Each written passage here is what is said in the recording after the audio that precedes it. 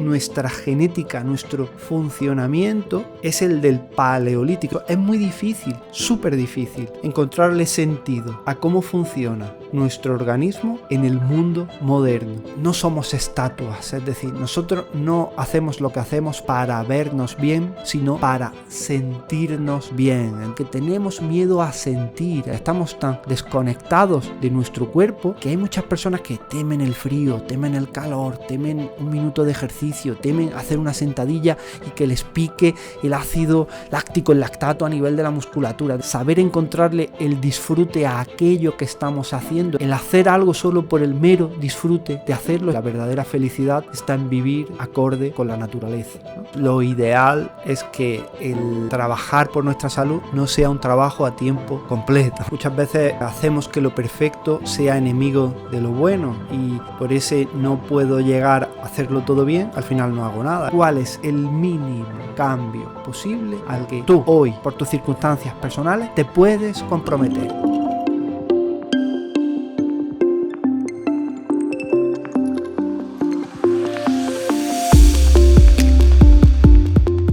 Hay un libro que me encanta, de Frans de Waal. Lo conocí a través de una colega neurocientífica que se llama Andrea Gálvez, que el título es muy sugerente. Habla sobre: ¿tendremos los seres humanos la suficiente inteligencia como para poder entender la inteligencia de los animales? Y en este libro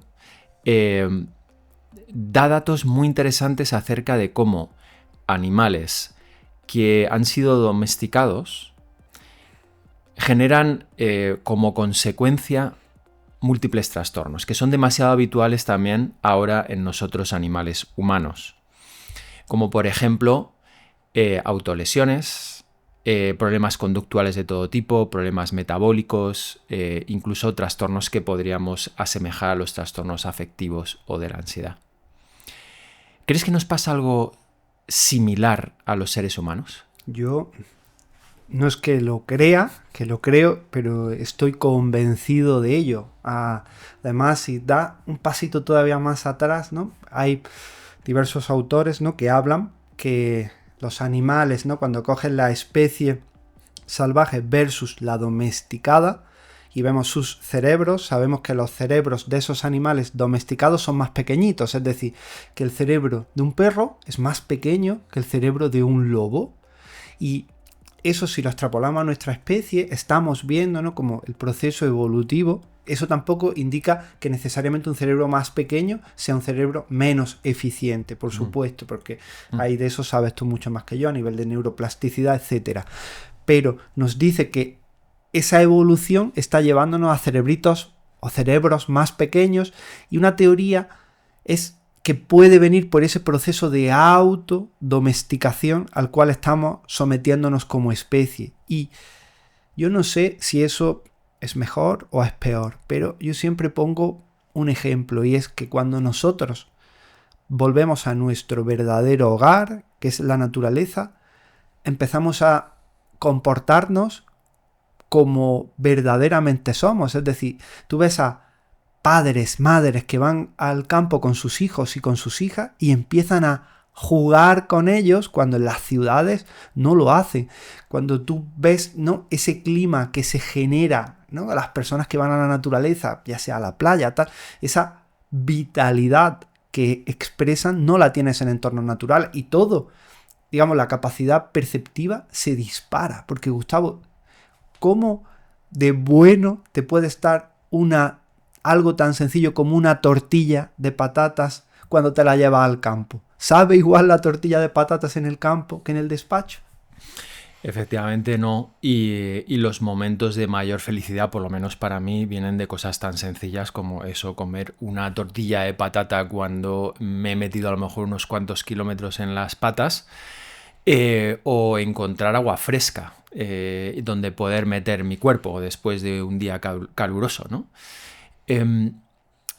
En tu libro, el libro que escribiste lo escribirías antes, pero se publicó en el 2023, Activa tus mitocondrias.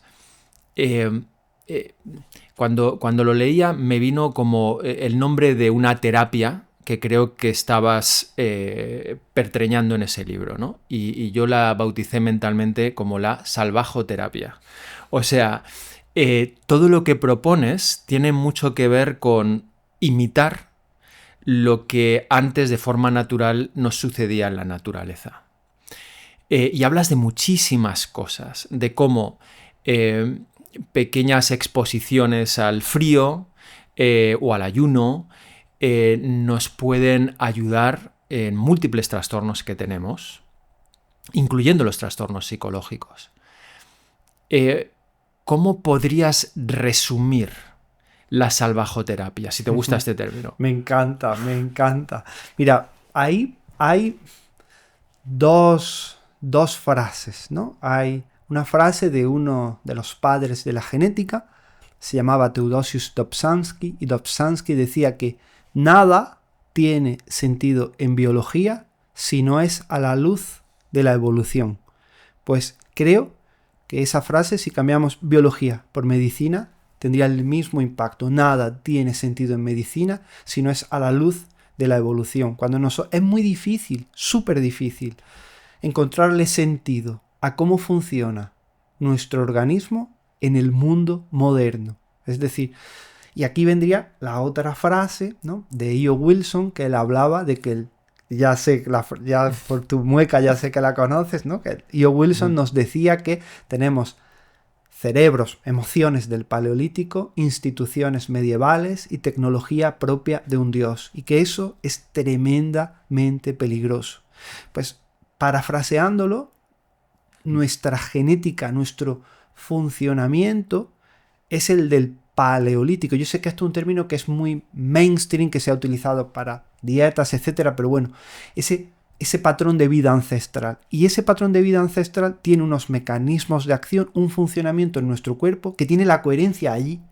Cuando lo traes aquí, todo se desvirtúa. Cuando nosotros hablamos, por ejemplo, de la resistencia a la insulina, un patrón que hoy día nos mata, literalmente, la resistencia a la insulina tiene todo su sentido del mundo cuando te vas a un patrón evolutivo, porque al final la resistencia a la insulina venía, porque al final, bueno, la insulina es la hormona que facilita la entrada de la glucosa, el azúcar que va por la sangre, a los tejidos. Pues esa resistencia a la insulina es un mecanismo que tiene nuestro cuerpo para evitar que esa glucosa penetre dentro de los tejidos. Y podemos decir, oye, qué nocivo es eso, ¿no? Pero claro, ahora en este periodo de opulencia en el cual el azúcar se desborda, ¿no? Pero antaño, cuando los hidratos de carbono, cuando el azúcar era un bien tremendamente escaso, era muy interesante tener un mecanismo que hiciese que nuestro cuerpo se convirtiese en resistente a la insulina y que el cerebro pudiese captar esa glucosa. Y eso funciona perfectamente bien cuando estamos en carencia, es decir, cuando hay baja disponibilidad, por ejemplo, de hidratos de carbono, ¿no? Pues ese mecanismo de acción, todos los mecanismos de acción de nuestro cuerpo tienen ese sentido cuando te vas a antaño. Es decir, por ejemplo, hay un padre e hijo, son italianos, los Calabrese, que ellos han investigado mucho, un grupo de genes que ellos denominan beta-genes, ¿no? Los beta-genes son genes que codifican una serie de respuestas celulares.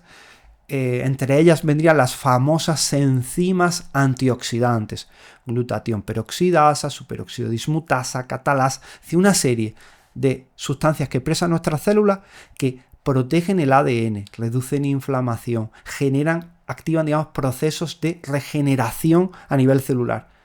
Todos esos betagenes se activan ante la necesidad, digamos, de ser activados con esos estímulos primigenios, es decir, ante el frío, ante el calor, ante el ayuno, ante la necesidad de movimiento intenso. Entonces, claro, cuando quitas todos esos estímulos, sería muy similar a cuando tú coges un músculo y dejas de hacer, digamos, si yo cojo una mancuerna y empiezo a flexionarla, elevarla, al final voy a generar un bíceps muy, muy potente. ¿Por qué? Porque le he metido un estrés.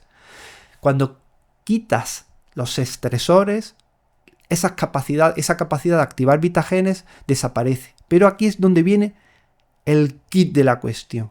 Estresores evolutivos, es decir, que nuestro cuerpo entiende, comprende y para los cuales estamos genéticamente adaptados. Porque si eso no ocurre, esos estresores solo van a generar en nuestro cuerpo inflamación sin activación de beta-genes. Es decir, que para las personas que nos están escuchando, cuando yo hablo de un tóxico, digamos, en dosis horméticas, la hormesis, ¿no? Es eso que el veneno hace a la dosis, bueno, la dosis hace al veneno, es darle al cuerpo pequeños estresores que van a activar respuestas altamente beneficiosas, es con estímulos evolutivos, es decir, un pitillo nunca va a generar hormesis en nuestro cuerpo.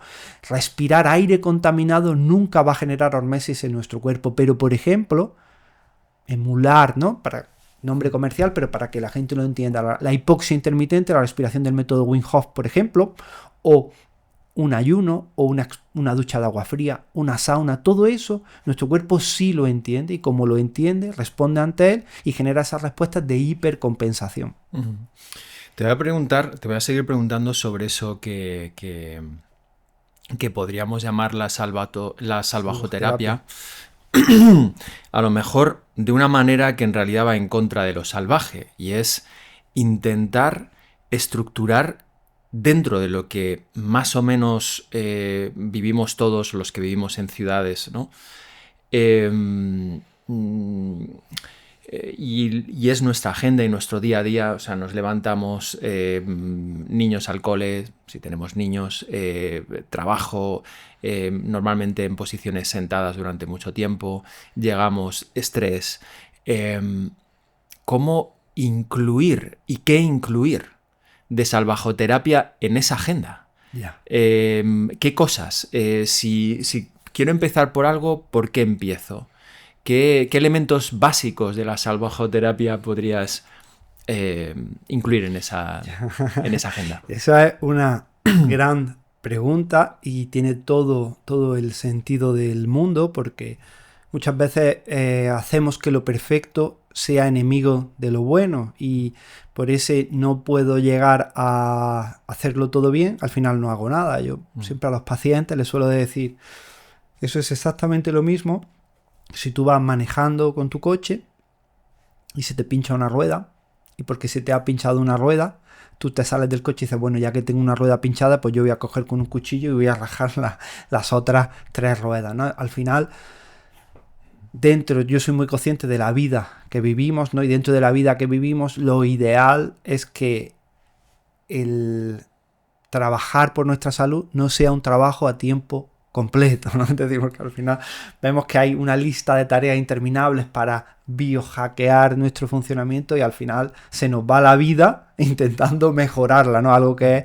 totalmente un sinsentido. Entonces, en ese aspecto, quizás si otra vez, ¿no? Volviendo a Theodosius, a nuestro amigo Dobzhansky, ¿no? Pues podríamos mirar dentro de la biología evolutiva e ir hacia atrás, o mirar esas poblaciones ancestrales que ya son muy rara avis dentro de la humanidad, y es cierto que cada vez quedan menos, porque incluso es fácil ver a un Hadzabe en Tanzania que de vez en cuando se bebe una Coca-Cola y cazadores, pero bueno, pero a grosso modo puedes verlo, ¿no? Entonces, si nosotros miramos a esos Hadzabe, por ejemplo, de Tanzania, o a los Shuar de la Amazonía ecuatoriana, o a los Shinamé, cualquiera, los bosquimanos, si miramos, digamos, qué hacen ellos en su día a día, ¿no? Y dentro de esos patrones intentar emularnos en nuestra vida, pues todo sería mejor. ¿Y qué cosas, no? Para aterrizarlo, pues me ha hecho una pregunta muy clara y yo he dado la vuelta, ¿no?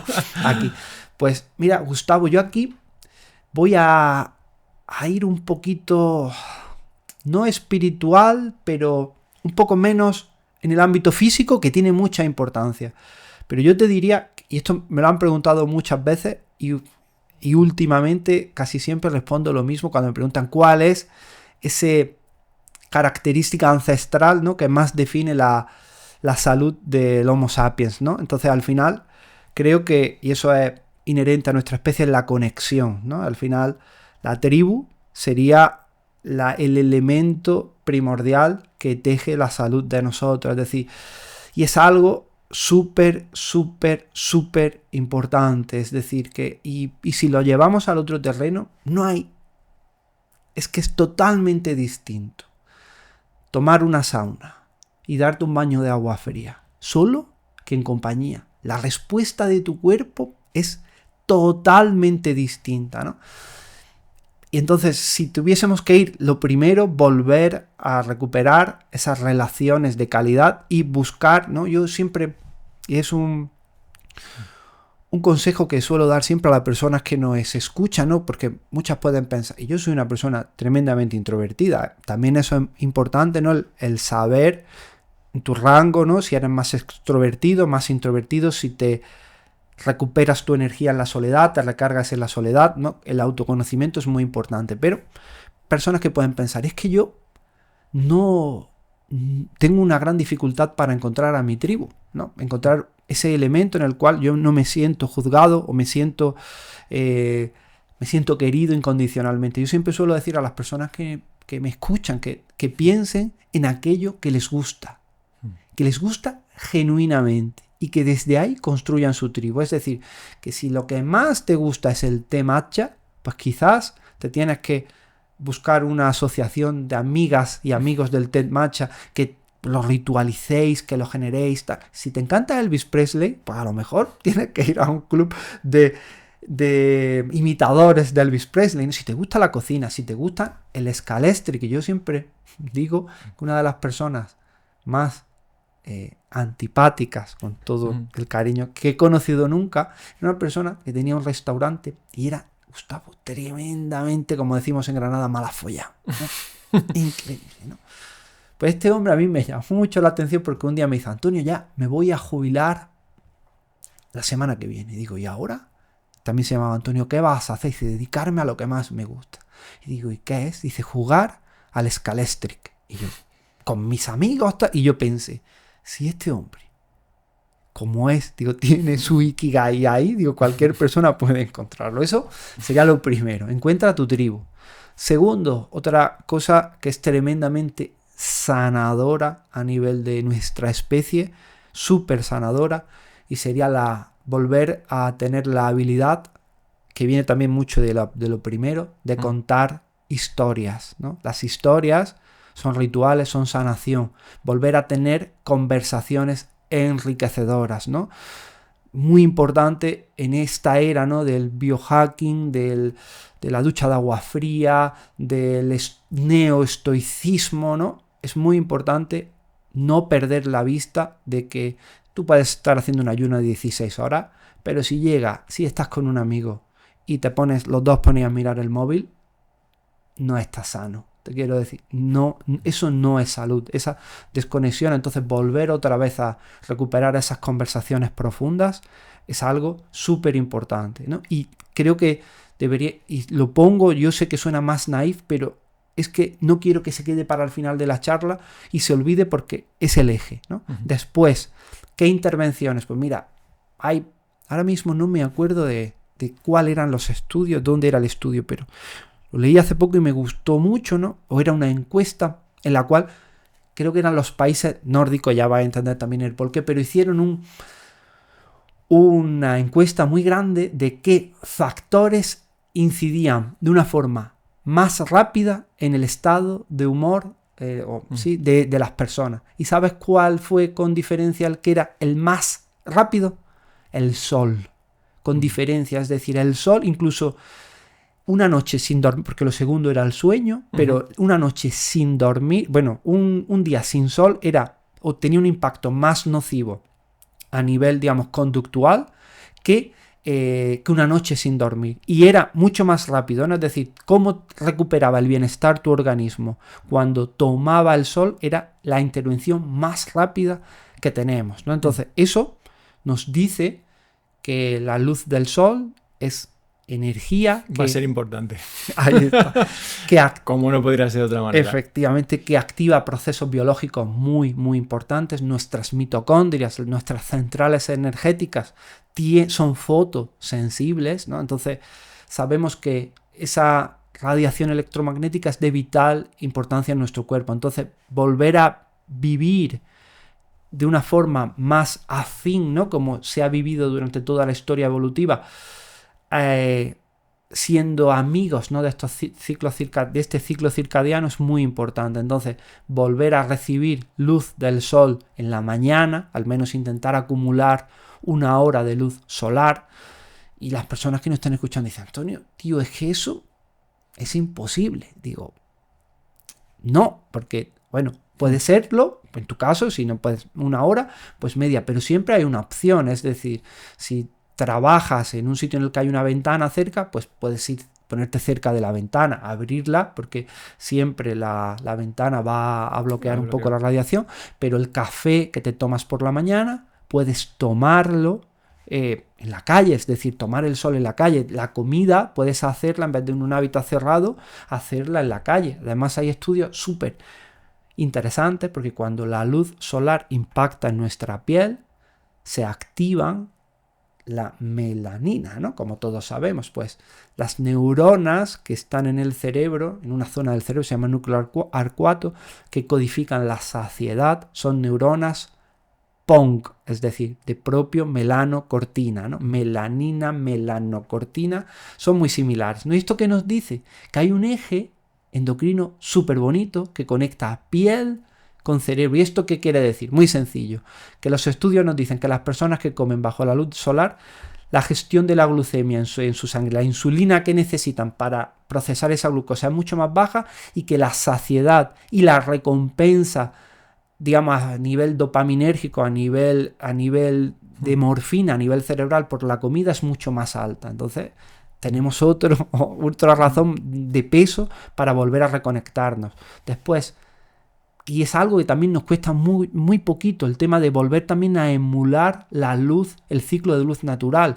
Es decir, por la noche, volver otra vez a tener esas luces, porque tampoco digo, cojo, perfecto, te quiero decir, si te quieres poner tus gafas de filtro de luz azul, luces rojas en toda tu casa, oye, fenomenal, pero si no quieres llegar a ese punto, pues quizás esas luces más anaranjadas que emulan la luz del atardecer, la luz del fuego, y aquí ahora puedo hacer otro tip evolutivo en este sentido, que es muy interesante, pero esas luces más anaranjadas que emulan la luz del atardecer, en vez de tener lámparas de techo, lámparas de suelo, ¿no? Una lámpara, poner también algunas velas en casa, es decir, luces anaranjadas. Eso va a bajar también la hiperactividad de tu cuerpo y va a favorecer que la melatonina, la hormona del sueño reparador, se eleve. ¿Y esto por qué ocurre esa luz anaranjada?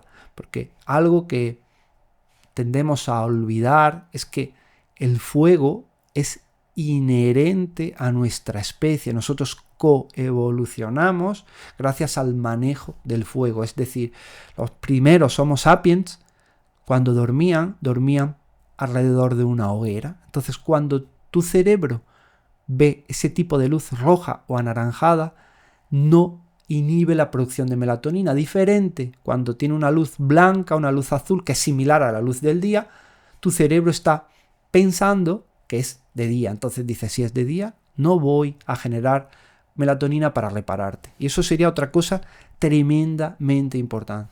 Otra, actividad. Y si quieres, ahora hablas tú, que estoy yo monopolizando. Otra, actividad física, ¿no?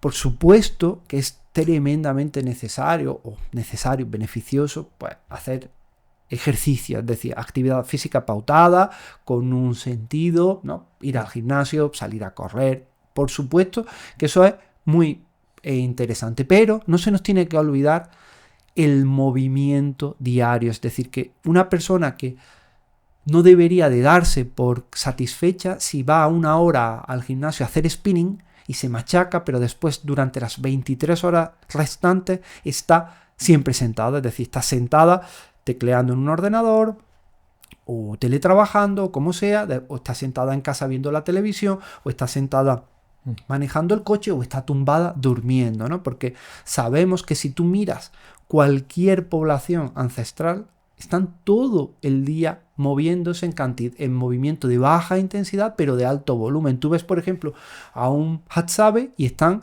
de hecho, cuando ves a estas poblaciones ancestrales, muchos de ellos descansan en una posición en la que para cualquiera de los mortales sería una tortura, que es esa sentadilla profunda, ¿no? Entonces, ese movimiento es algo muy importante y de hecho hay un grupo de investigación muy chulo.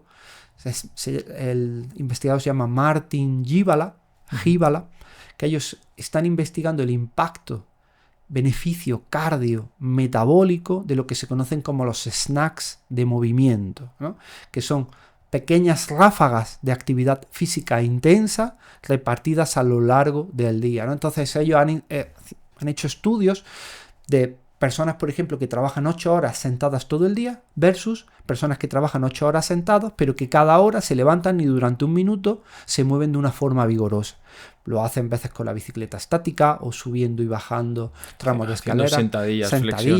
Sentadillas, burpees, los jumping jacks, es decir, cualquier cosa que acelere el corazón. Pues Gustavo, nivel de inflamación a nivel del organismo, la gestión de la glucosa y de los lípidos, la elasticidad de la pared arterial, todo totalmente distinto. Hacia mejor me refiero, solo con 8 minutos de actividad física intensa repartidos a lo largo del día y adaptados a cada persona, porque al final la intensidad, es decir, para mi madre ponerse a hacer una sentadilla, de levantarse y sentarse de la silla, hacer 10 sentadillas, puede ser igual que para ti hacer 20 burpees, es decir, algo muy sencillo. ¿Qué más cositas? Algo que no es tampoco súper complejo. Sabemos, ayunos de 16 horas, oye, estupendo, de 18 horas, fenomenal.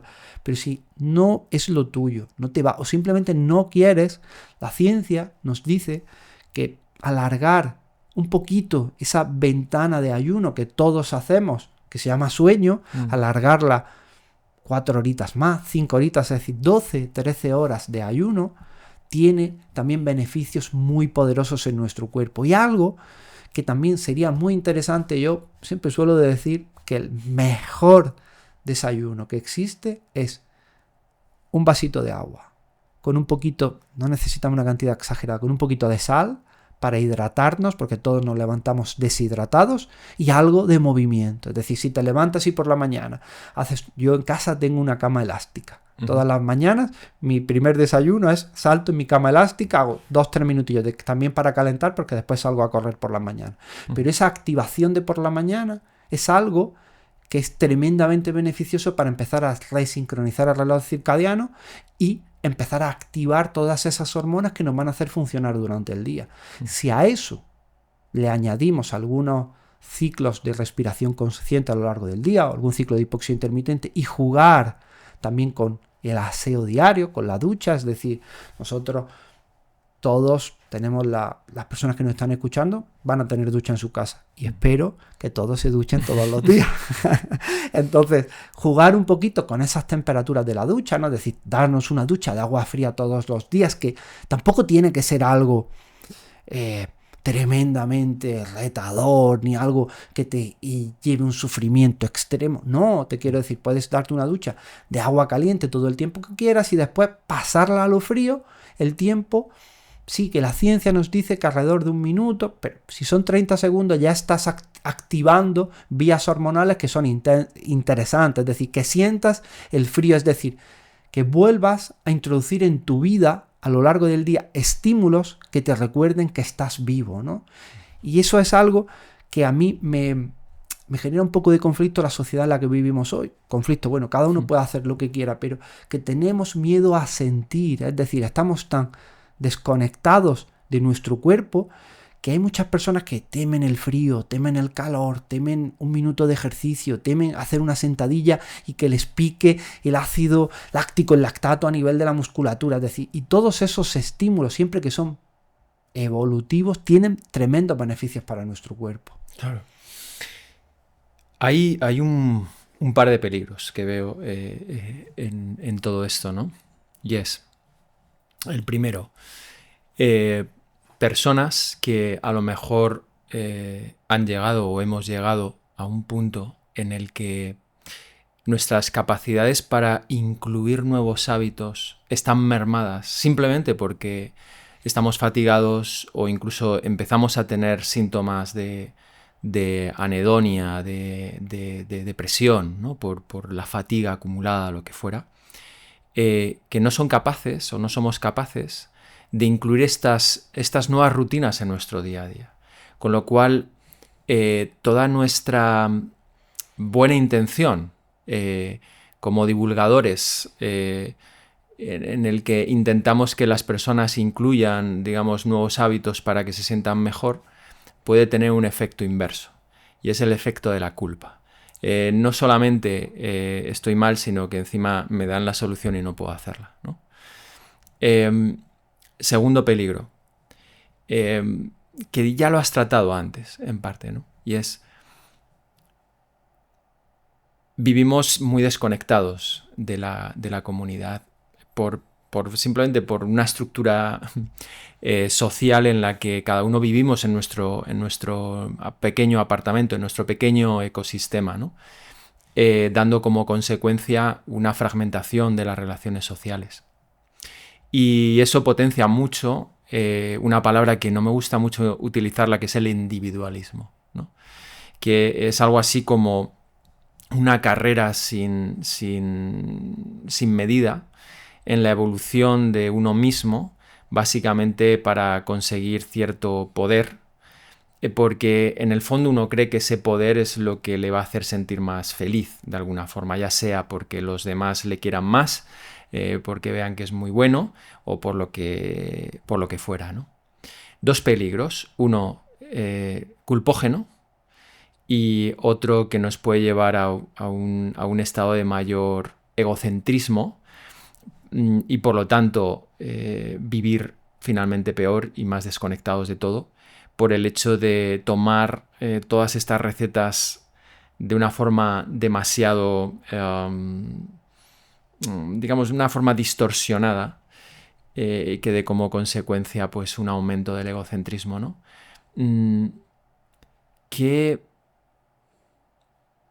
podríamos hacer para, digamos, suavizar, para intentar minimizar la posibilidad de que estos dos peligros sucedan?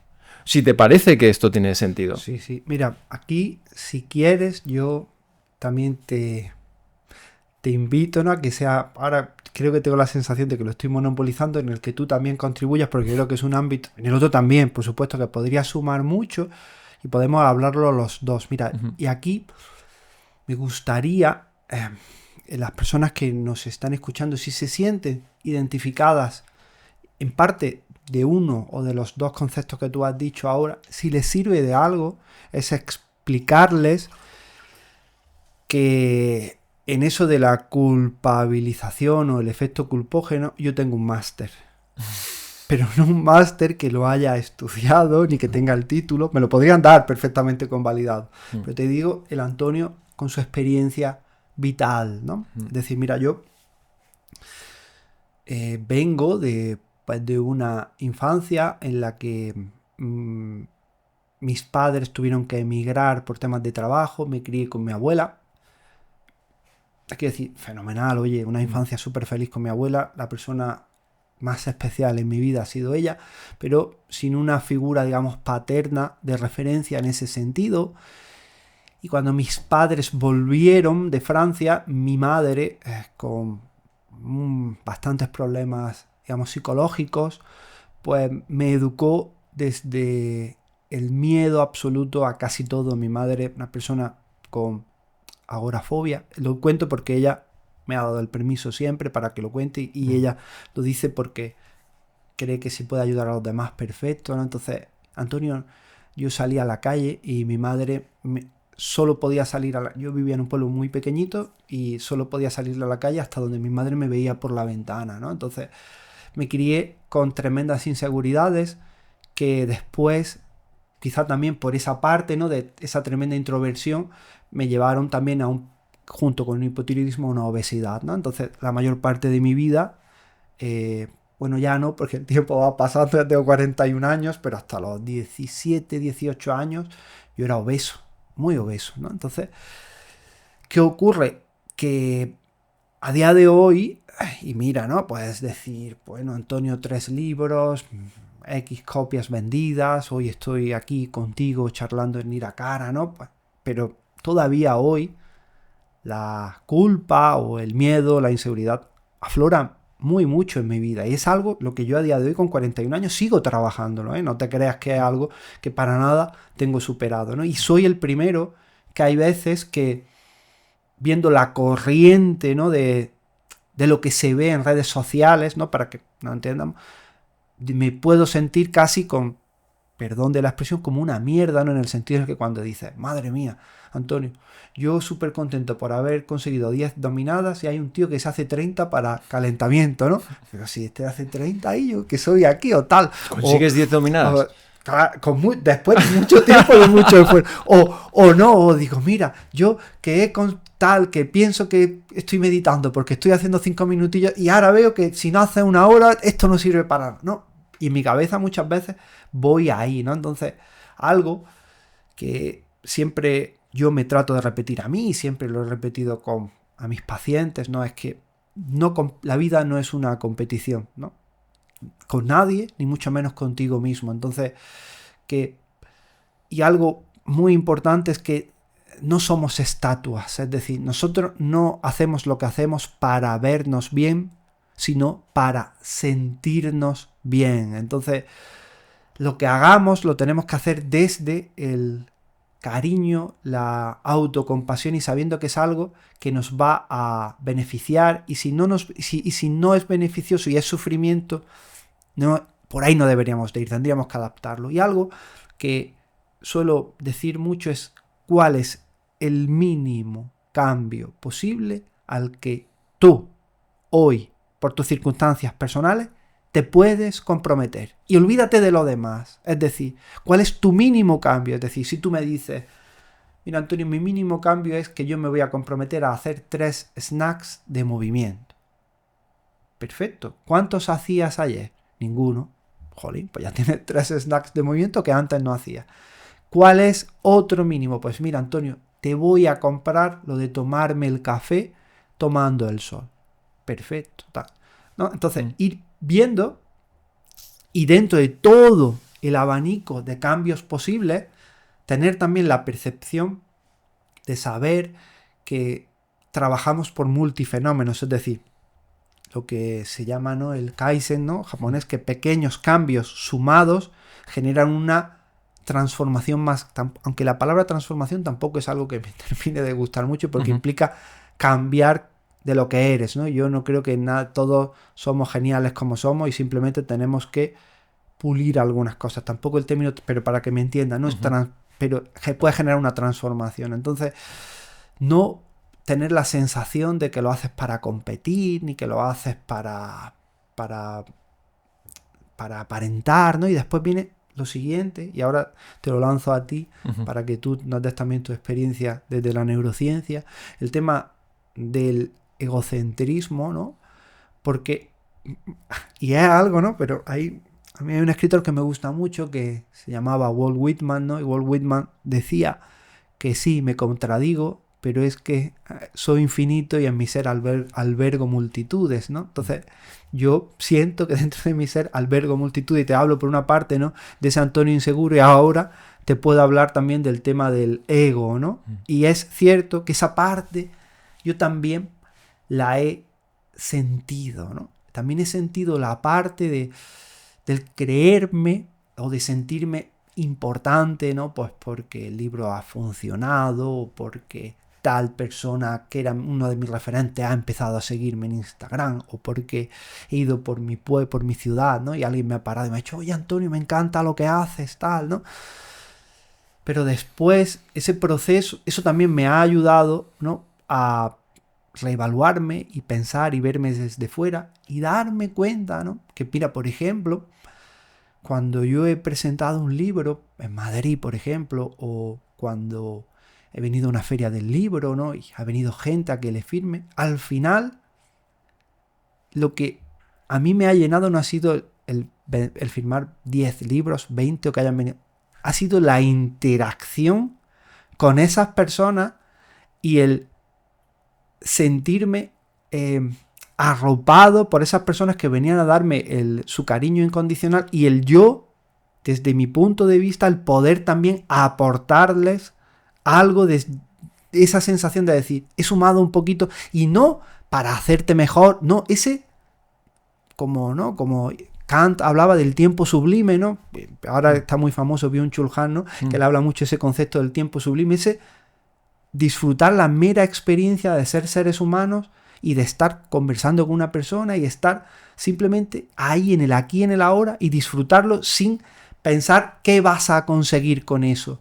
Porque a mí me han pasado que he tenido algunos logros que se pueden decir, ¿no? Y estoy haciendo un entrecomillado para el que nos vea o nos escuche si nos escucha en Spotify.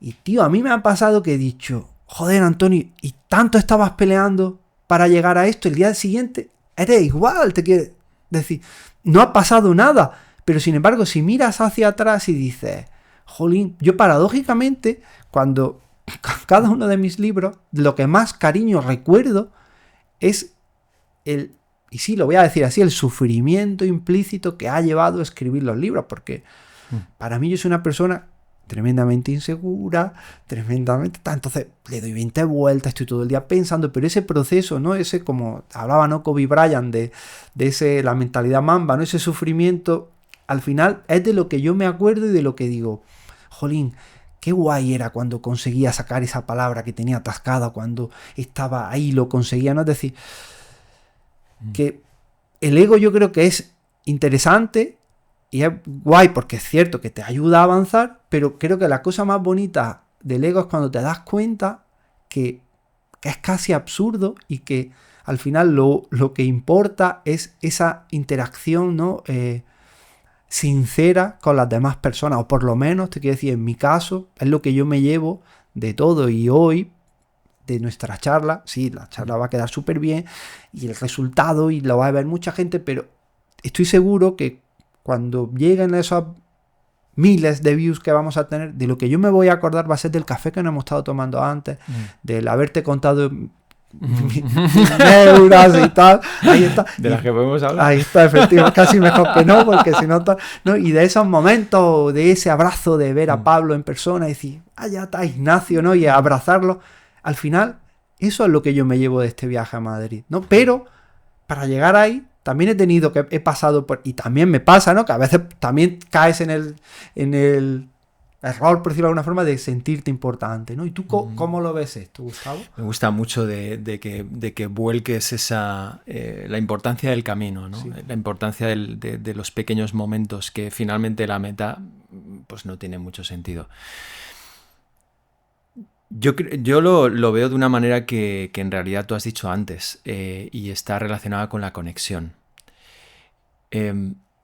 Al igual que tú, yo he vivido momentos difíciles y lo que me ha hecho finalmente salir de esos momentos ha sido 3 tipos de conexión.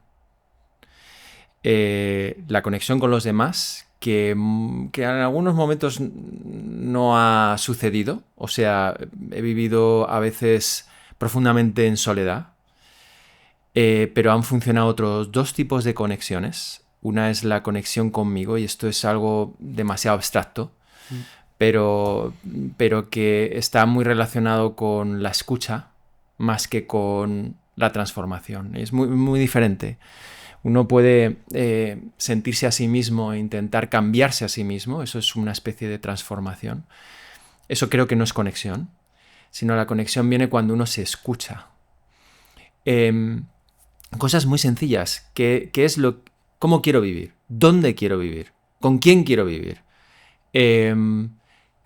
¿Cómo quiero emplear el poco tiempo que tengo de vida?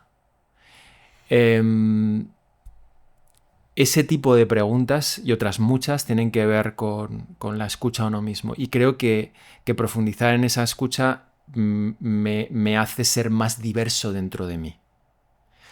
Y ahora explico un poco más qué es eso de la diversidad.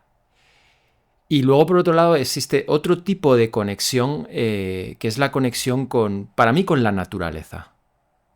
Pero que la naturaleza no solamente son los árboles, o los bosques o las montañas. La naturaleza es la existencia en sí misma, ¿no?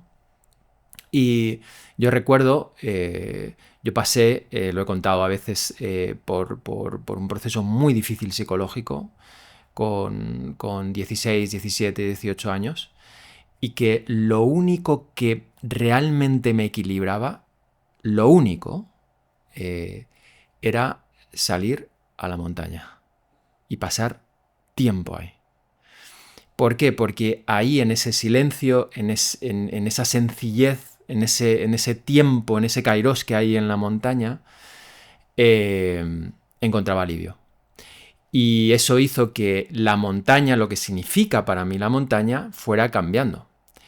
Se va enriqueciendo esa visión de la montaña y pasa a ser más, voy a decir espiritual, pero cuando hablo de espiritual no quiero decir trascendente, ni que le dé significados mágicos, sino espiritual quiero decir que aporta significado profundo a mi existencia, le da valor, aporta mi mirada sobre las cosas, me hace ver no tan chato la existencia, sino con más profundidad.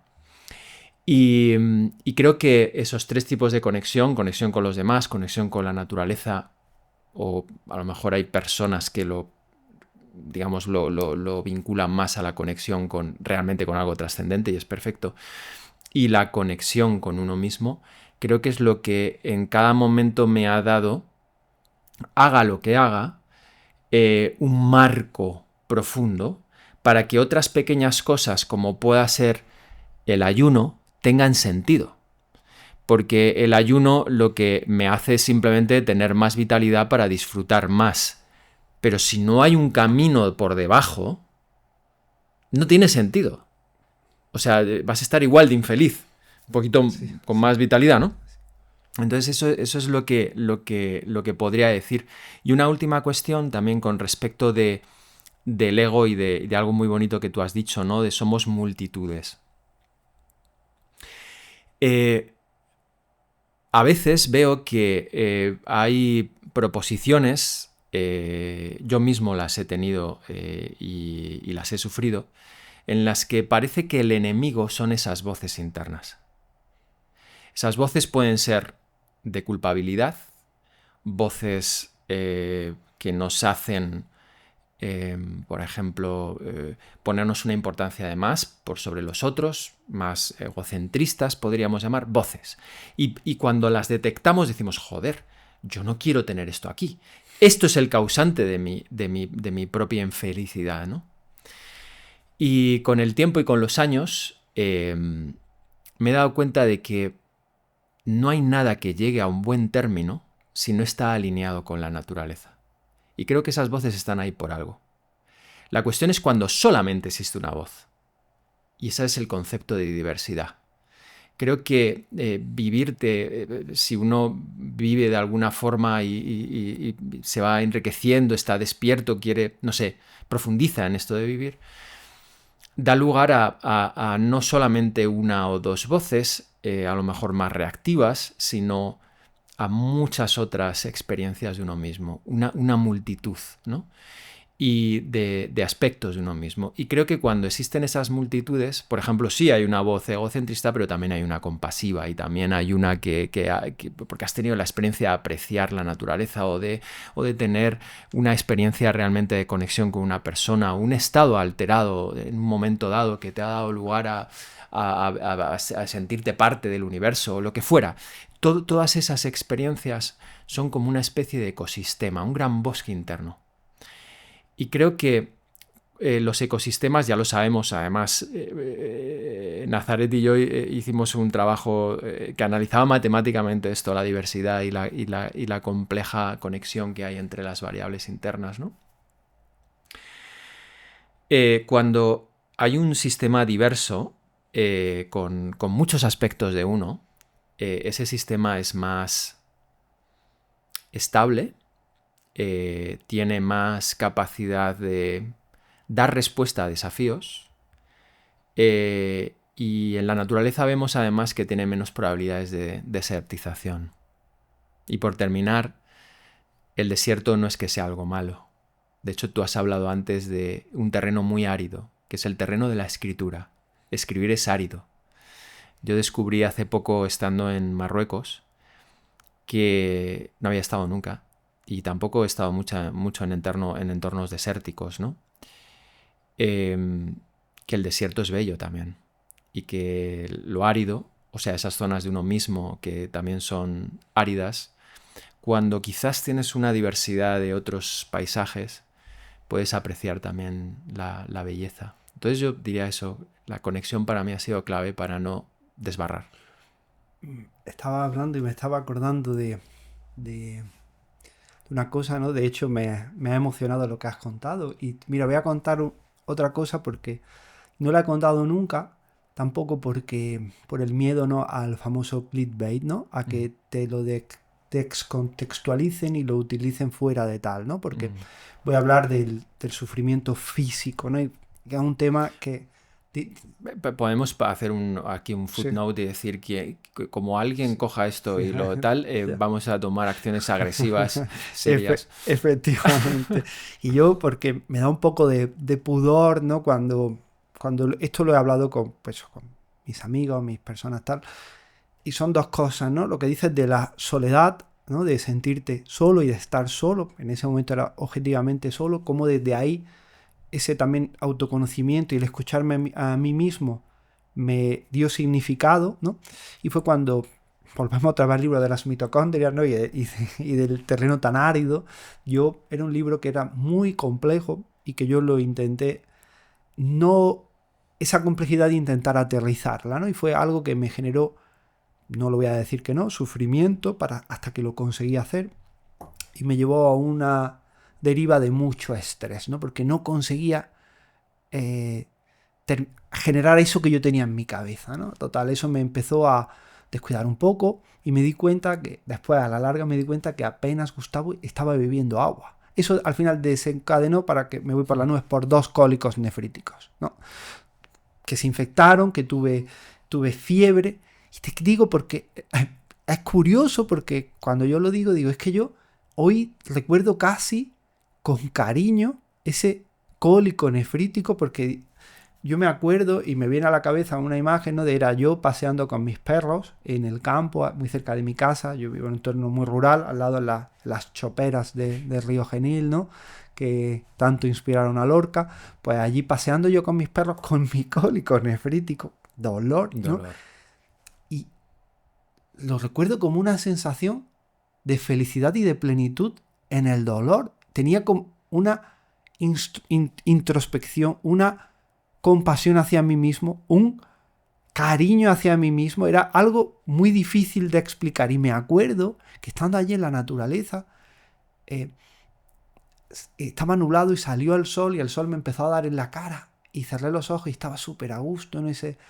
Y aquí voy a poner, ¿no?, para ya terminar de hacer ¿no?, el tema del clickbait, ¿no?, porque voy a decir la física cuántica, ¿no? Sabemos ese proceso que nos dice de la física cuántica, que la exploración, ¿no?, la observación de un fenómeno modifica su resultado. Yo eso lo suelo utilizar mucho cuando hablo de la terapia somática, ¿no?, de cómo los estímulos, cuando tú pones el matiz de la conciencia en un estímulo, cambia el impacto que tiene a nivel de nuestro organismo. Es decir, es distinto ir pasando por la calle, que te esté dando el sol en la cara sin tener conciencia de eso, que pararte a sentir cómo el sol toca tu piel, ¿no?, cómo la calienta. Ahí sabes tú mucho más que yo, ¿no?, todo ese proceso, ¿no?, de meditación informal, ¿no? Y estaba ahí con el dolor, con tal, y por un segundo pensaba, sí, es cierto que el proceso macro es de dolor, tal, pero dentro de ese macro hay pequeños momentos en los que yo era tremendamente feliz, y fue algo que me llamó mucho la atención, como desde ese sufrimiento hoy día también porque sabía que iba a pasar, porque tenía esa certidumbre, ¿no?, porque estaba controlado, ¿no? Y después hay otra cosa que la has dicho y creo que has dado también totalmente la tecla, ¿no? Y ahí ya tanto los estoicos como los epicúreos hablaban, ¿no?, que la verdadera felicidad está en vivir acorde con la naturaleza, ¿no? Y ya no solo la naturaleza, bien hemos dicho, ¿no?, no la naturaleza tanto del bosque, tal, sino ese funcionamiento inherente propio a un ser humano, y también a esos estímulos naturales. Es decir, algo que yo suelo decirle, ¿no?, a las personas que tienen ese miedo, tienen esa reticencia, ¿no? Para empezar con el ayuno, con el frío. Siempre les digo que es un proceso poco a poco, ¿no? Del deep learning, de generar esa neuroplasticidad, de saber encontrar el disfrute en eso que estás haciendo. Es decir, por ejemplo, ¿no? Cuando yo me doy una ducha de agua fría, y yo he pasado, ojo, hipotiroidismo, ¿eh? Yo era una persona que en agosto, estando en la costa de Granada, que no te estoy diciendo que estuviera en la costa de Noruega, no me bañaba en la playa porque el agua la sentía fría. Es decir, que mi tolerancia térmica era horrible. Yo este año, bueno, como año pasado también, en pleno invierno, me he duchado en mi casa con agua fría. También me he duchado con agua caliente. No quiero decir que hay que ser radicales, ¿no? Pero cuando me caía ese agua, no intentaba desconectarme del agua, lo primero, ni verla como un peligro, ni dejar que ese simpático, ese sistema nervioso simpático me quisiera sacar de ahí luchando, huyendo, ¿no? Aceptaba y decía, Antonio, es solo una sensación, aprende a disfrutarla, siente cómo la adrenalina y cómo la dopamina te está revitalizando. Es que dices, tienes ganas de saltar, de chillar, ¿no? Te está dando literalmente vida, te encuentras. Y me pasa igual cuando en el ayuno, ¿no? Y tengo hambre, digo, a ver, Antonio, conecta con esa sensación de hambre. Porque dos cosas. La primera, qué afortunado eres que esta sensación tienes que forzarte para experimentarla, ¿no?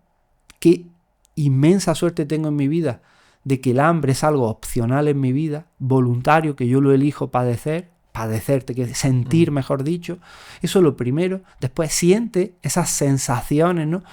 Que son novedosas para ti, esa sensación en la barriga, esa necesidad de comer, y disfruta también de cómo tus sentidos se hiperactivan, ¿no? Cómo ya empiezas a oler más la comida, y después sabes que va a llegar el momento de comer, y cuando comas vas a poder comer desde el agradecimiento que has comido. Todo lo que comas te va a saber mejor, te lo vas a oler mejor. Entonces ese matiz, ¿no? Que ya Epicuro nos lo decía, ¿no? De saber encontrarle el disfrute a aquello que estamos haciendo, el hacer algo solo por el mero disfrute de hacerlo, es algo que a mí me ayuda mucho. Yo cuando me meto en el agua fría no pienso en que me va a activar los vitagenes, ni me va a... No, me meto y digo, ahora me va a dar un subidón. Y cuando estoy ahí y siento que el agua, pues salto en la bañera, en la ducha, y grito a veces, y canto, y me muevo, y honro la vida en cierto modo.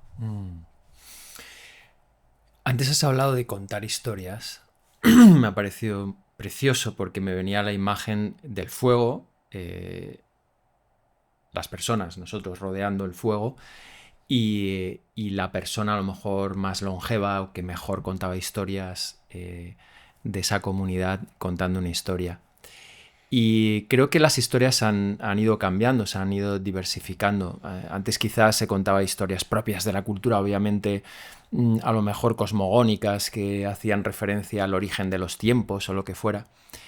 Y creo que la mitocondria está adquiriendo, al fin y al cabo, también una dimensión mítica. La mitocondria ahora es el origen, ¿no? O míticamente es el origen de nuestra energía, la central energética de nuestro cuerpo. Hay otras formas, obviamente, de generar energía, pero la mitocondria es la forma, ¿no? ¿Nos podrías contar una historia acerca de las mitocondrias? ¿De dónde vienen? ¿Qué nos puede decir de la evolución? Una historia como si estuviéramos aquí al lado del fuego y nos contaras qué es el dios mitocondria. Sí, además al final, ¿no? Todas las culturas milenarias, llámese el ki, llámese el parana, ¿no? El neuma. El neuma, ¿no? En nuestra cultura. O espíritus. Espiritual tiene, o sea, la raíz es espíritus, que es aliento. O sea, es el aliento de vida. Y fíjate también la vinculación que tiene con respiración, al igual que neuma. Efectivamente, totalmente. Además, si hablamos, ¿no? de esa luz interior, ¿no? Hay muchas alusiones a algo que la ciencia hoy día ha confirmado, ¿no?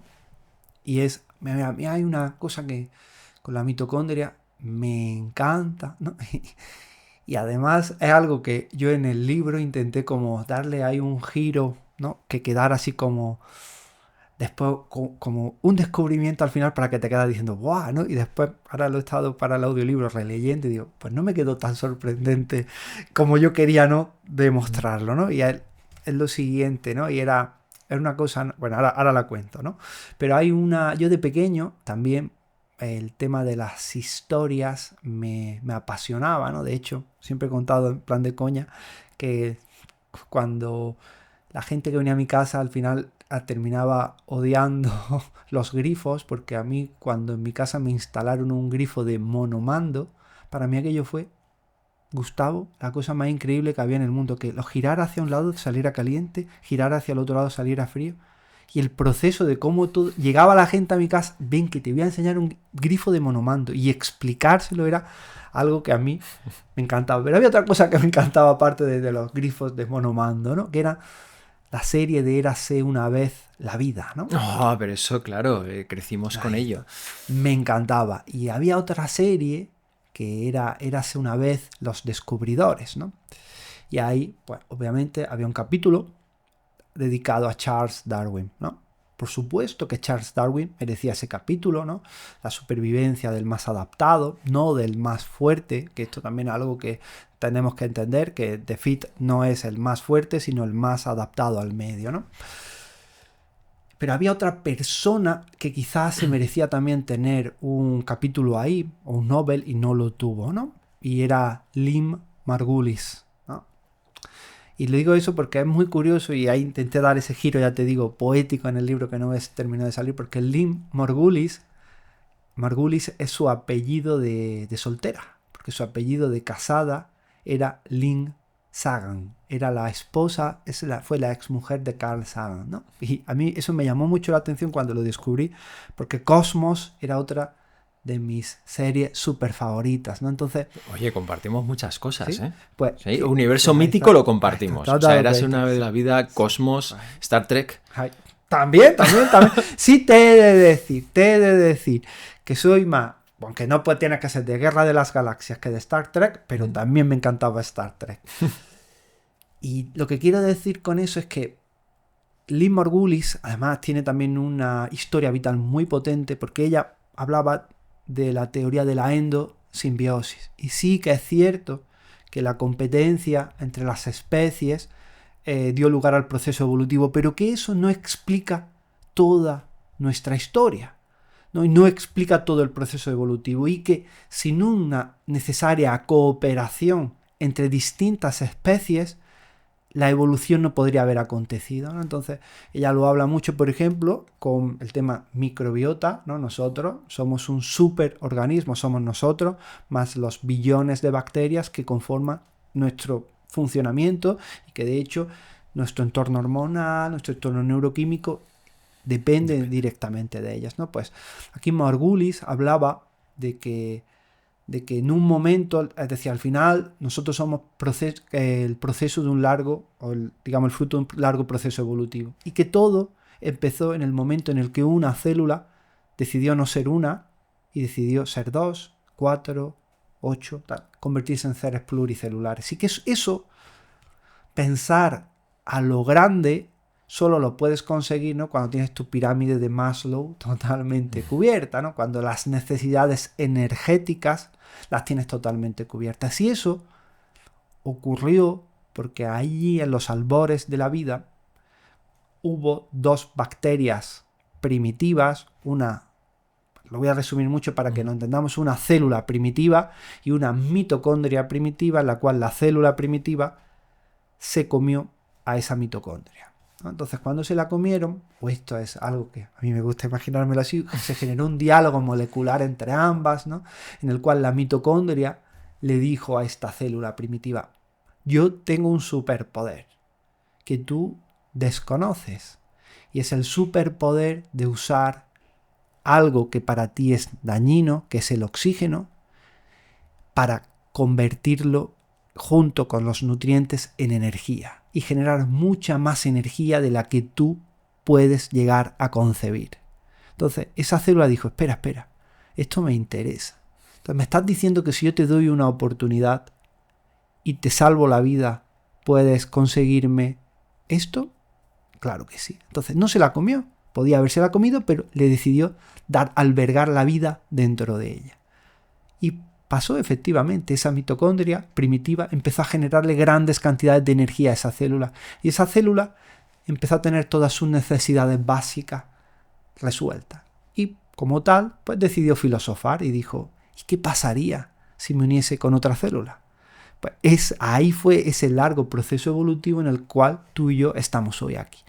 Y eso, cuando yo lo digo, es algo que te puede sonar raro, ¿no? En cierto modo, tal, pero es verdad, es decir, las mitocondrias, esa parte de nuestra célula que produce la energía, y a mí esto, mira que yo soy de ciencias, y a mí nadie me dijo, soy de la última promoción de COU, pero yo hice BUP, hice COU, la carrera, mitocondrias, metabolismo, pero nadie me dijo hasta que un divulgador, que yo lo quiero mucho, Pedro Carrera Bastos, en una formación que hice con él, nos lo contó, que la mitocondria tiene su propio ADN. Claro. Mitocondrial, pero que es ADN bacteriano y que tiene una membrana como la de una como la de una bacteria, es decir, es una bacteria. Y claro, cuando a mí me contó eso, yo dije, ¿cómo? Entonces, al final, las bacterias son tan importantes para nosotros que están dentro de nuestra célula. Y hoy día, bueno, al final, sin esa mitocondria, sin la salud de la mitocondria, no es compatible la salud de nuestro cuerpo, porque por supuesto que nosotros cuando lo necesitamos podemos echar mano de producir energía sin usar la mitocondria, pero eso conlleva un tremendo coste a nivel de salud, porque todos esos procesos para producir energía en forma de ATP son muy dañinos a nivel de la célula. Entonces, cuando nosotros lo producimos fuera de la mitocondria, que es el sitio donde está preparado, producimos energía, pero menos que lo compatible con la salud y generando un daño inherente en esas células que nos llevan pues a inflamación crónica, envejecimiento prematuro y a una serie de patologías muy, muy, muy importantes. Por eso, por ejemplo, investigadores como Íñigo San Millán, que es español, a mí me hace mucha gracia porque yo durante mucho tiempo pensé que era mexicano, porque investiga en la Universidad de Colorado, ¿no? Y es el fisiólogo de Tadej Pogačar, bueno, ahora del Athletic de Bilbao. Entonces, un señor colorado, ¿no? de apellidos latinos, pero yo dije, este hombre pues será, ¿no? Hispano o iberoamericano, ¿no? Pero no, es español, ¿no? Y él habla de que tiene muchos papers publicados muy chulos, ¿no? Pero a nivel cardiovascular, por supuesto, pero también a nivel neurodegenerativo, Parkinson, Alzheimer, todas estas patologías, que quizás el primer paso para sanar o para empezar, digamos, a revertir o mejorar la patología es generar una rehabilitación metabólica de la persona. Y por supuesto, sanar nuestras mitocondrias, mejorar muy mucho nuestra salud, pero por supuesto que el ki, ¿no? Volviendo a de la producción del ki, es la actividad física, por supuesto que sí, pero no solo exclusivamente, es decir, la comida, qué y cómo comemos y cuándo lo comemos y todos esos estímulos horméticos. De hecho, también existe el fenómeno de la mitohormesis, de la hormesis mitocondrial, ¿no? Generan también un beneficio muy grande, es decir, pues, lo que decimos que el frío, el calor, el ayuno, la luz solar, la regulación de los ritmos circadianos, todo eso impacta muy mucho en nuestras mitocondrias. Y al final, un cuerpo sin energía tiene un nombre, que es cadáver, ¿no? Entonces, al final, las mitocondrias son eso que nos separa de una de las máximas del universo, que sé que a ti también te encanta, que es la entropía, ¿no? Es decir, al final, todo en el universo tiende al caos y después de ese caos al vacío absoluto, a la calma total. Pues al final nosotros somos cuerpos que estamos sujetos a esa ley de la entropía, pero tenemos ese superpoder que son esas mitocondrias que produciendo energía evitan que la calma entrópica nos devore, ¿no? Entonces creo que en ese momento yo, pues, ¿no?, mis devenires filosóficos, dije, a las mitocondrias necesitan que haya un libro que se llame Activa tus mitocondrias, porque ya sabes, ¿no?, las editoriales pues siempre intentan vender más libros, ¿no?, y querían que se llamara metabolismo o tal o cual, pero creo que al final la mitocondria es algo tan increíble que yo quería que tuviese ese nombre y ahí tuviese mitocondria bien puesto. Yo doy muchísimo el coñazo con la entropía, porque al final ese paso de la materia a la biología es un paso misterioso, que ha sido señalado además por gente muy ilustre como Erwin Schrödinger, padre de la física cuántica, pero que se dedicó también a intentar desentrañar el misterio de por qué la materia en algún momento se autoorganizó, luchando o minimizando la entropía, utilizando energía. O sea, no se puede minimizar la entropía, o sea, el caos, esa tendencia que tiene, por ejemplo, una gota de tinta que arrojas en un vaso a difundirse por todo el vaso. Eso es una ley que todos conocemos intuitivamente. Pues bien, una célula lo que hace es utilizar la energía para que la gota que es quede siempre en un entorno previsible, ¿no? O sea, la utilización de la energía para minimizar la entropía es el principio de la vida. El principio de la vida, antes de ese matrimonio que se produjo entre la mitocondria y la bacteria que la contuvo, ¿no?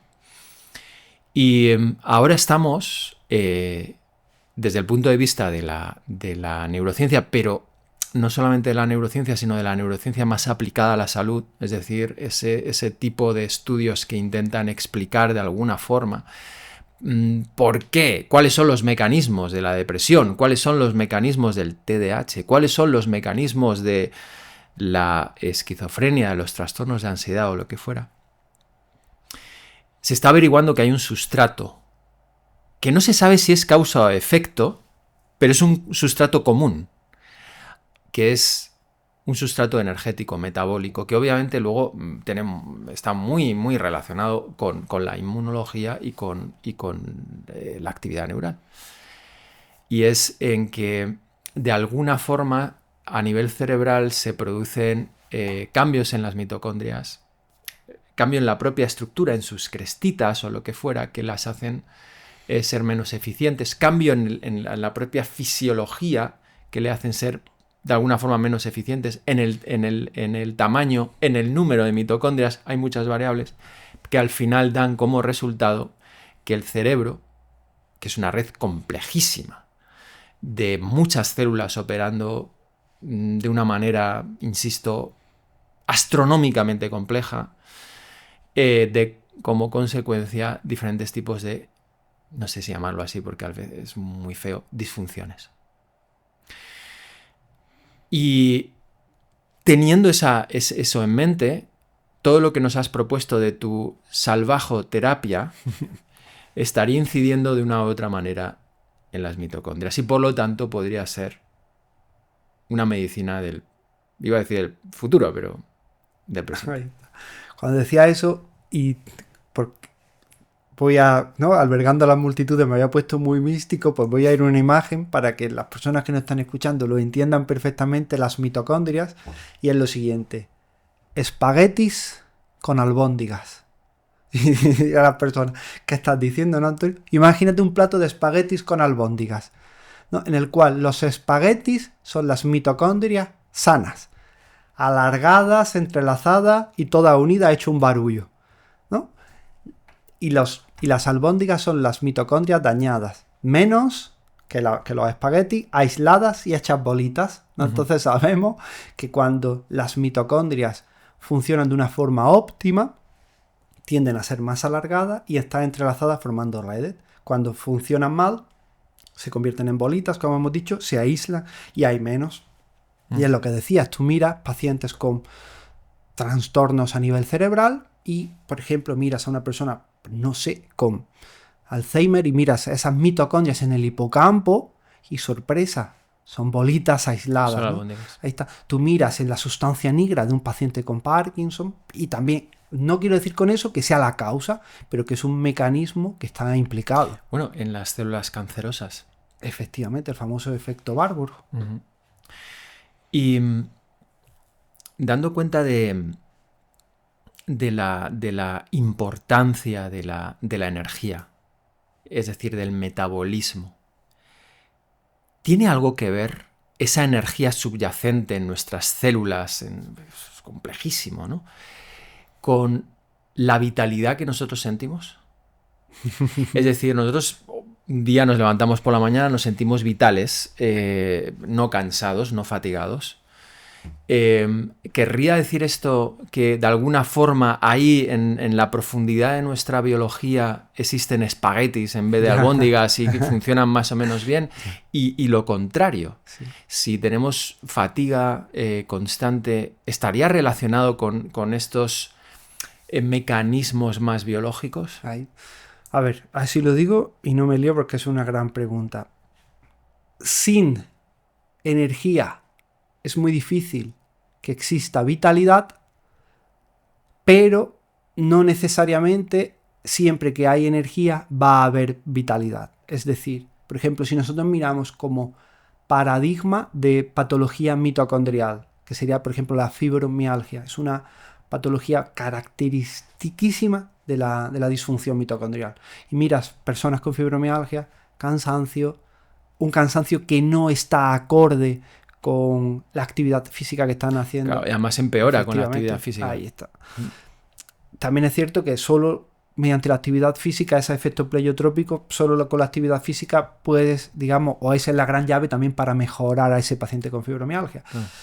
Pero tendencia a la depresión, cansancio, esa sensación de estar tremendamente cansado, pero que después te vas a la cama y no puedes dormir, ¿no? Ese es el paradigma mitocondrial. Pero después también puedes tener a un súper deportista de élite con sus mitocondrias a full, que se levanta por la mañana y está agotado, pero de esa fatiga, digamos, a nivel central. Le falta vitalidad en su vida. Entonces, creo que eso es una gran pregunta, porque si no tendemos a medicalizar, ¿no? E intentar todo pues muy mecanicista, ¿no? Una visión muy mecanicista de nuestro organismo, a la cual si aplico a X estímulos activo mis mitocondrias y como activo mis mitocondrias ya tengo energía.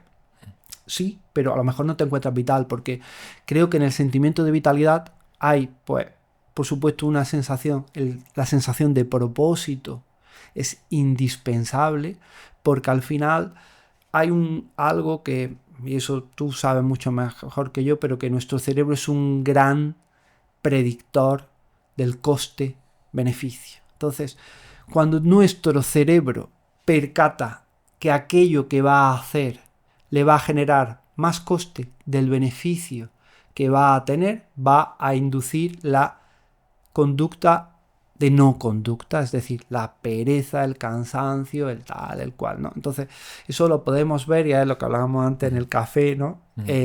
La pareja, ¿no? En la cual un miembro de la pareja le encanta ir a IKEA y el otro miembro de la... No voy a decir hombre ni mujer, puede ser cualquiera. ¿No? Yo en mi caso tengo muy claro, porque a mí esto es la expresión, es mi sino, ¿no? Y a otras de las personas le disgusta, digamos, bastante ir a IKEA, ¿no? Entonces se rompe una lámpara y misteriosamente no hay más tiendas en el mundo salvo IKEA, ¿no? Entonces tenemos que ir a IKEA a comprar una lámpara, ¿no? Vamos allí, ¿qué ocurre? Como el cerebro de una de las personas percata que el coste de pasear por IKEA es muchísimo menor al beneficio que le va a dar eso, pues está pletórico. En IKEA, genial, mira qué sábanas más bonitas, o mira qué lamparitas, o mira qué velas. Felicidad absoluta. La otra parte de la pareja, como su cerebro está percatando que el coste energético que tiene que hacer es mucho mayor que el beneficio, genera lo que Antonio Valenzuela ha definido como el síndrome post-IKEA. Y es que estás en IKEA y no puedes vivir, es decir, vas arrastrándote por los pasillos, no sé, algo tremendamente increíble. Es decir, la fatiga que a uno de los dos miembros de mi pareja, ¿no?, genera al entrar en IKEA es horrible, ¿no? Pues eso creo que ocurre en muchas de nuestras facetas de la vida, ¿no? Y es algo que tendremos que ver, ¿no?, entre la sensación, ¿no?, de esa fatiga, digamos, central, o esa sensación, ¿no?, del coste-beneficio, esa saturación mental, con el cansancio físico. Es algo que también podemos verlo, ¿no?, en el sentido en el que hay veces que en el trabajo, aunque haya habido propósito y estés alineado, terminas mega cansado, ¿no?, súper saturado. Pero es todo a nivel central, es decir, tus mitocondrias están funcionando perfectamente, pero ya sea a nivel neuroquímico, de cantidad de adenosina, depleción de neurotransmisores, lo que quieras, ¿no?, a nivel central. Falta vitalidad. Tú sales de ahí y estás súper cansado, pero misteriosamente, si te vas a jugar a un partido de fútbol, o te vas a tenis, o vas a pasear con los amigos, o vas a la naturaleza, automáticamente tu nivel de vitalidad sube, ¿no? Entonces eso es algo que también deberíamos de explorar, y también tendríamos que ver, ¿no?, pues la sensación de propósito, de alineación, del coste, beneficio, y también de incluir, de ver y valorar, ¿no?, qué cosas te roban energía en tu día a día, más que energía, vitalidad en tu día a día, y qué cosas te la aportan también para equilibrarlo, porque si no, al final podemos caer en la trampa, ¿no?, de decir, lo estoy haciendo todo bien, pero me sigo encontrando igual de mal que antes, ¿no? Claro, es que nos pones una figura por delante en el que realmente no hay atajos, porque estás hablando desde el primer momento de conexión, estás hablando también ahora de sentido de vida, de propósito, de hacer que las cosas estén alineadas con tus valores. O sea que de lo que se trata básicamente es de eso que decían los antiguos griegos, romanos, o también los antiguos sabios védicos, ¿no?, y entre otras muchas culturas, que es una vida plena, una vida profunda, una vida que finalmente uno se convierte en un agente activo, un agente que va buscando y va encontrando, ¿no? ¿Qué cosas te dan energía a ti? Ahora, en este momento. Sí. Pues mira, las cosas que me dan energía, bueno, tendría que pararme a recapacitar para hacerlo bien, pero verdaderamente creo que lo tengo claro, ¿no? No te sabría decir si en el orden, ¿no?, cuál más o menos, ¿no? Pero una de ellas son mis 3 perros, ¿no? Para mí el contacto con mis perros, además contacto íntimo, ¿no? Es decir, yo me levanto, siempre lo suelo decir siempre, ¿no?, que son mis mejores entrenadores personales, porque al amanecer ya están ladrando desde abajo, papi, vámonos a correr, tal. Y yo me levanto, puedo levantarme con más o menos sueño, que ya los veo saltar, los veo su cara de felicidad por algo tan sencillo como salir a correr, que ya me activo y digo, venga, vamos a salir a correr con ellos. Entonces, a mí me dan una vitalidad increíble. El contacto con la naturaleza es algo también que me da mucha vitalidad, es decir, y ya no tienen que ser el contacto macro con la naturaleza, es decir, no es irme, que por supuesto que sí, irme al campo, fenomenal, irme a la playa, a la montaña, perfecto, pero el mero hecho, por ejemplo, de sentarme en un parque de una ciudad y mirar esos pajaritos que están por allí moviéndose, o pararme e intentar focalizar mi atención en el ruido del viento sobre los árboles en vez de en el ruido de los claxons, ¿no? Es decir, el estar en algo de naturaleza en casa, ¿no? Es decir, algo que a mí me da también una tremenda vitalidad es el convertir en mi hogar en un santuario. Es decir, yo llego a casa y tenemos el salón, parece el Amazonas, lleno de macetas, ¿no? Entonces veo todo lo verde ahí, simplemente sentarme, mirarla, ¡buah!, me genera una sensación de recarga. Las conversaciones sinceras, ¿no?, también me dan mucha vitalidad. ¿Cómo te lo definiría?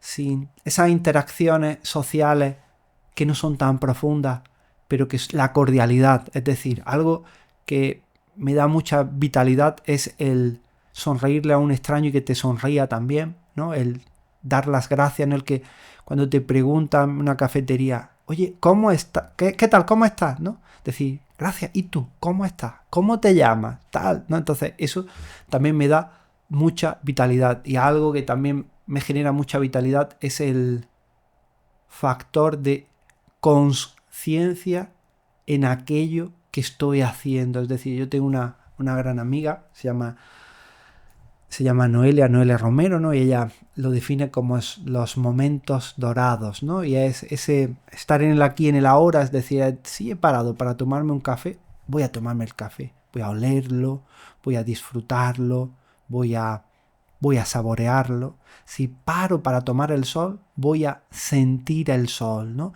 Si voy a hacer ejercicio, no voy a desconectarme del ejercicio para verlo como un trámite, no, voy a sentir cómo las piernas me molestan o me duelen o cómo tengo un cuerpo y cómo se mueve en el espacio. Eso es algo que me genera una tremenda sensación de vitalidad. Y seguro que hay 200 que me olvido ahora.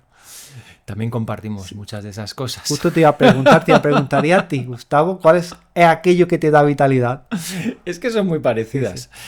O sea, antes lo dije, ¿no? La naturaleza, la conexión, la actividad física me da una tremenda energía, ¿no? La mirada, noto que cuando miro de una forma, ¿cómo decir?, plana, me quita energía, y cuando miro profundamente lo que está pasando me da una tremendísima energía, porque pone a mi cerebro en una actitud de descubrimiento, ya sea en una conversación o ya sea en un problema que tengo que resolver con el banco también, o en cualquier otra cosa. Hay un tipo de mirada que me activa y otro tipo de mirada que me bloquea, ¿no? Intelectualmente, yo sé que tienes despertares energéticos con diferentes temas que te van apareciendo en tu día a día, ¿no?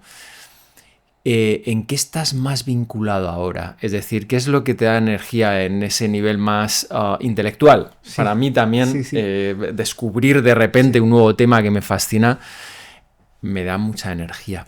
¿A ti cuáles son tus temas ahora? Pues mira, aquí te voy a decir también otra cosa también de nudismo sentimental, no emocional. Mira, una de mis, que creo que es de mis grandes puntos fuertes, también muchas veces se convierte en uno de mis grandes debilidades, en el sentido, y mira, te lo voy a decir para que las personas lo entiendan, ¿no? Y voy a ser sincero, ¿no? Yo podríamos decir, ¿no?, aunque suene muy prepotente por mi parte, que tengo un océano de conocimiento, ¿no?, pero de un dedo de profundidad. Entonces, soy una persona que me gusta aprender de muchas cosas, pero eso a la vez, a veces que me da, mira, por ejemplo, cuando hablo contigo, que yo sé, bueno, que tú también eres así, pero a nivel de neurociencia, eres una llanura abisal de conocimiento, ¿no? Bueno, entonces, no cuando hablo digo, ¿yo qué hago hablando con Gustavo sobre esto si yo no sé, con perdón de la expresión, un carajo sobre neurociencia, ¿no? Entonces, eso me pasa, ¿no? Que hay tantas cosas que me llaman mucho la atención que me cuesta mucho a veces focalizarme en una, y cuando hablo con personas que saben mucho sobre ese tema, estoy hablando y mi discurso en mi cabeza mental me está diciendo, Antonio, ¿qué tonterías estás diciendo?, ¿no? Eso lo digo para que las personas que nos escuchan que sepan que también somos humanos, o que somos más humanos que cualquiera, y que eso nos pasa. Y ahora, buena pregunta, aquí me está... mira, una de las cosas que me está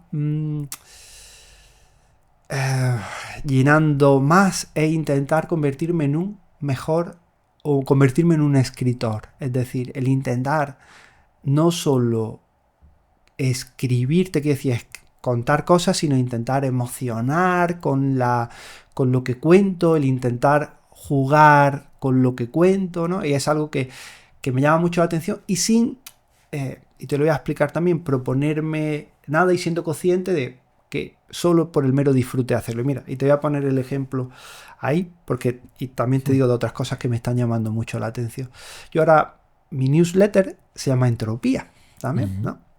La última, o de las últimas entradas, no sé cuándo esto saldrá, era un homenaje a uno de mis contadores o de cuentos, son una de mis referencias literarias por excelencia, que cuando lo diga van a entender lo intensito que soy, ¿no? Que es Jorge Luis Borges, ¿no?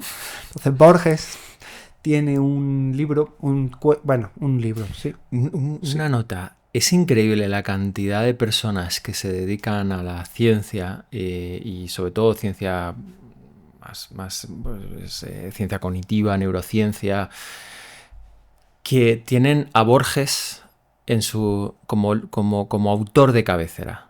Es que te digo una cosa, ese